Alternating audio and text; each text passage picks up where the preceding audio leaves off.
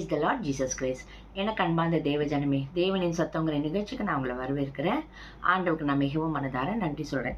இன்றைக்கும் என்னோடு கூட சங்கீதத்தின் புஸ்தகம் 50வது அதிகாரம் 15வது வசனம், சாம் சாப்டர் 50 verse 15.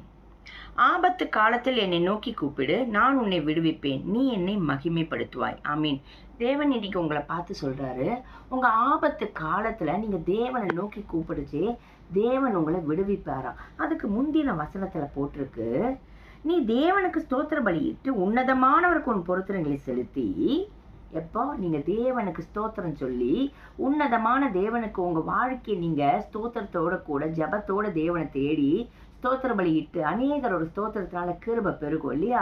நீங்க ஸ்தோத்திரம் சொல்லி ஒவ்வொன்றுத்துக்கும் தேவனுக்கு நன்றி செலுத்தி நீங்க செஞ்ச பொருத்தனைகளை செலுத்தி உங்களுக்கு ஒரு பிரச்சனை போராட்டம்னு ஆபத்து நாள் வருது இல்ல, அப்ப நீங்க தேவனை நோக்கி கூப்பிடுச்சே, தேவன் உங்களை என்னமா விடுதலை ஆக்குவாராம். நீங்க தேவனோட நாமத்தை நீங்க மகிமைப்படுத்திக் கொள்ளும்படியாக ஆண்டவர் உங்க மூலியமாக அங்க கிரியை செய்வார்.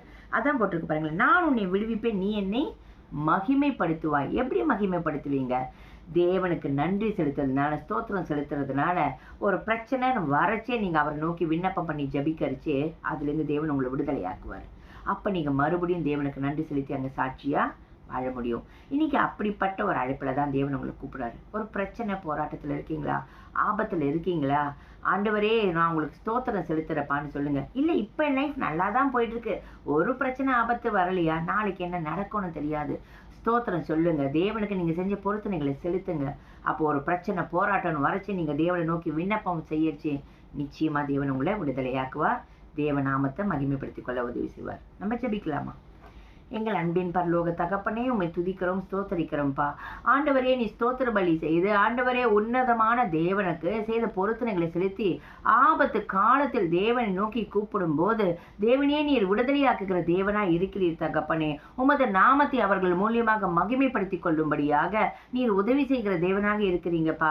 இப்பொழுதும் தேவ ஜனங்கள் யார் யார் எந்தெந்த பிரச்சனை ஆபத்துல இருக்காங்கன்னு தெரியாது ஆண்டவரே, அவர்கள் உம்மை நோக்கி கூப்பிடட்டும், உமக்கு ஸ்தோத்திரம் செலுத்தட்டும், உமக்கு நன்றி செலுத்தட்டும். சாட்சி உள்ள ஆண்டவரே ஸ்தோத்திரத்துடன் கூட நன்றியோடு வாழ்கிற அந்த வாழ்க்கையை வாழ்ந்து காமிக்கும் போது, தேவனை உம்மை துதிக்கும் போது, உம்மை உயர்த்தும் போது, ஆபத்து நாட்களில் நீர் விடுதலையாக்குறது மாத்திரமல்ல ராஜா, அந்த பிள்ளைகள் மூலியமாக உங்க நாமத்தை மகிமைப்படுத்திக் கொள்ளும்படியாக நீர் ஆசீர்வதிக்கிறீரே, அதற்காக உமக்கு கொடான கொடி ஸ்தோத்திரம்.